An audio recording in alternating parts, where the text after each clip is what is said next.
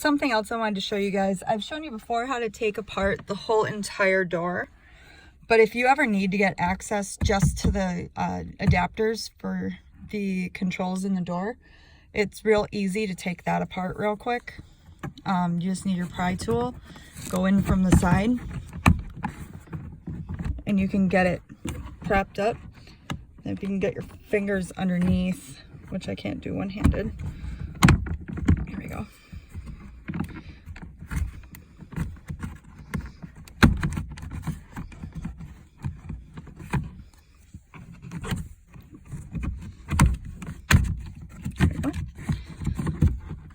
See, you can pull it right out without even taking the door panel off. You can do it while the door is closed, and then you can access these to remove this piece. So if you did want to just wrap this portion, you can pull it out that way, undo the connectors, and you can take it right off.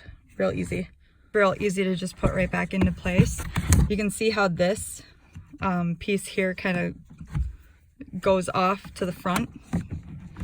You put that part in first, and then you can just snap it right back in.